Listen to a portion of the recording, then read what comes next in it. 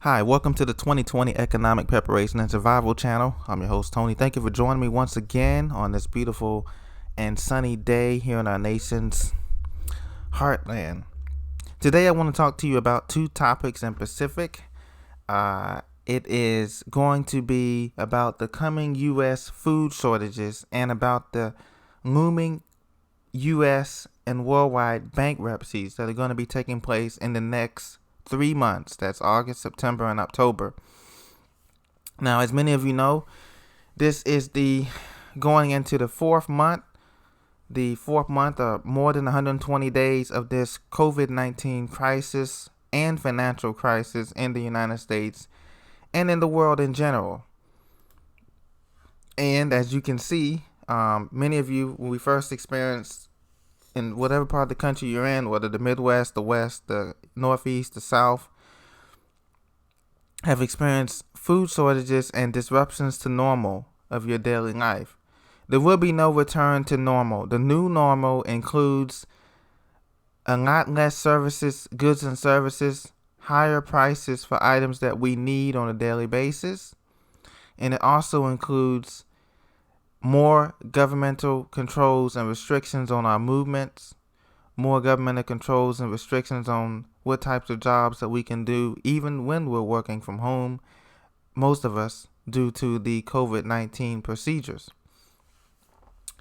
An interesting thing about the food shortages that are going on is that many of you, whether you shop at a local grocery chain store such as a Kroger's, a Safeway, a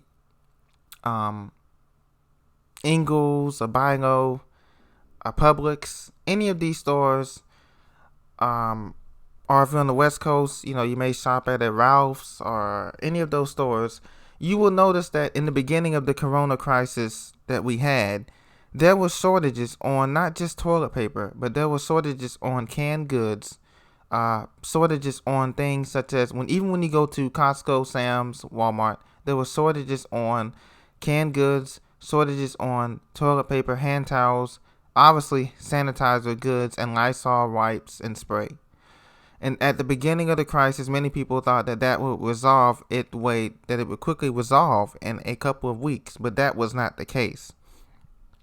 Still, even today, in some stores, many shoppers cannot find the items that they want, or the items that they want to have are limited by the store itself. There's a limit on 3 or 2 at some of these places like Costco, Sam's, and Walmart, or Target. There's a limit on the amount of goods that you can get from the supply chain, okay? So the food supply chain has continued to be disrupted, and now that has spread not just to the meats and the vegetables, but it has spread even to the dairy products. There's some limits on milk, and cheeses and eggs and things of that nature too. So that tells me that the supply chain is broken, and it will be broken for the rest of this year.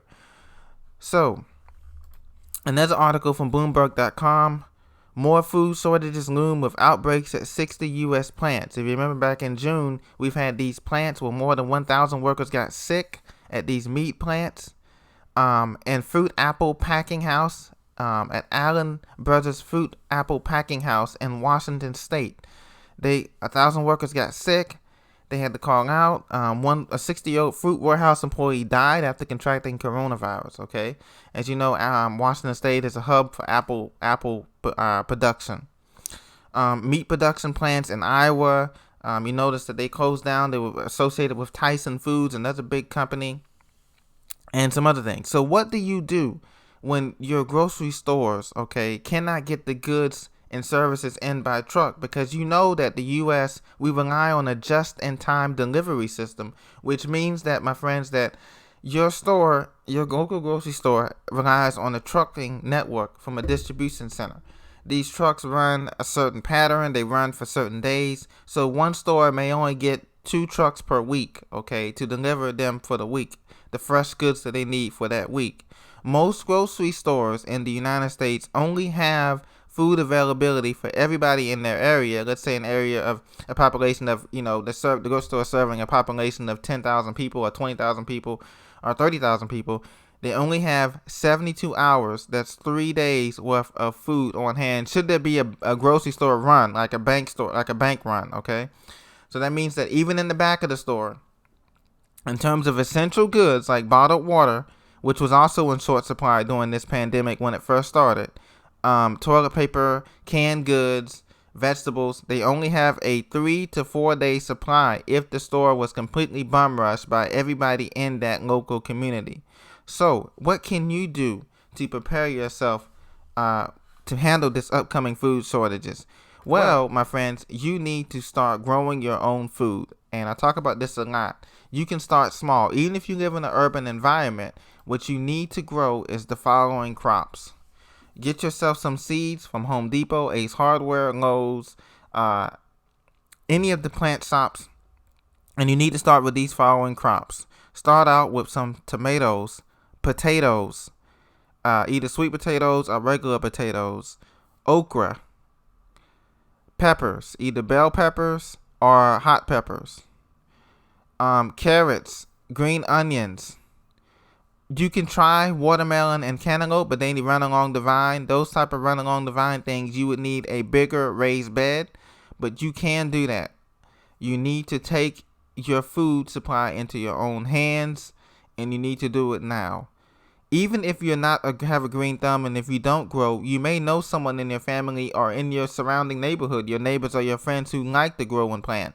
They can barter with you for those seeds. Seeds and food, your own food, is going to become the new currency. Information and knowledge is the new currency. Once the dollar in this system totally collapses, we're going to be dependent upon having our own food. Because you can imagine this with me for a second. In the month of October, grocery stores say they're closing down. They're only opening 2 hours a day to get food because they don't have the supplies coming in from the trucks because everybody's sick with this thing, okay? So what we need to do is we need to grow our own food. Start small, okay? If you have a property, if you have an area where you can grow, then do that, okay? In addition to growing your own food, make sure that you have a way to filter your water supply, and have a way to have potable water at the house. And so that's important too, or wherever your homestead is as well. Now, the second thing I want to talk to you about is the looming bankruptcies. Bankruptcies are everywhere. Bankruptcies are absolutely everywhere here in this country. We have the following stores are bankrupt. We have more than 100 bankruptcies here, and I'm just going to go down the list of some of these big name stores here. We have a lot of retail stores. J. Crew, Gold's Gym. I just saw Gold's Gym the other week I passed by was closed. It was just open last week. They closed down. They filed for Chapter 11 bankruptcy on May 4th. They operate over 700 gyms. They filed for bankruptcy. Neiman Marcus, a luxury store. J.C. Penney, of course, we know they've been on the ropes for several years, the last 10, 12 years. Pier 1 Imports, Hertz, the rental car company. Tuesday Morning, a discount retailer. 24-Hour Fitness, GNC, they're gone. Cirque du Soleil, they filed for bankruptcy. There is even more bankruptcies coming because this is the big guy. This is the 1% taking over the middle class and the small businesses of America. And the wave of bankruptcies are going to get even bigger. More than 6,800 companies, according to the New York Times, filed for Chapter 11 bankruptcy protection last year, and this year we'll almost have double that this year, even more, okay? So we are looking at massive bankruptcies, and all of the money printing in the world is not going to get us out of this. So what can you do so you don't have personal bankruptcy in your personal finances? Well, I suggest that if we do get another stimulus check in August, or the end of August, I suggest that you save that money and invest it in survival and prepper supplies, okay? Take care of yourself. Take care of your family. We need food, water, medicine, antibiotics. We need durable outdoor survival tents, durable outdoor solar generators, our generators itself, for when the power potentially could go out because the people get sick of this pestilence, okay? If any of these essential workers, deemed essential workers, whether that's police officers, fire, electricity workers, succumb to this pestilence, okay? that can create problems for American society. Don't think that it cannot happen here. It can. We can have rolling blackouts. We can have another black swan event that can take us out. And that's what I'm forecasting. Before the election, we're going to have some kind of another event, either a cyber attack that hacked the grid or something like that. And we're going to have our own food, water, and supplies. And the grocery stores are going to tell us we're only open 2 hours a day, if at all. Okay, because they have that much power where they can shut down the grocery stores in these neighborhoods. So you don't want to be caught with your pants down.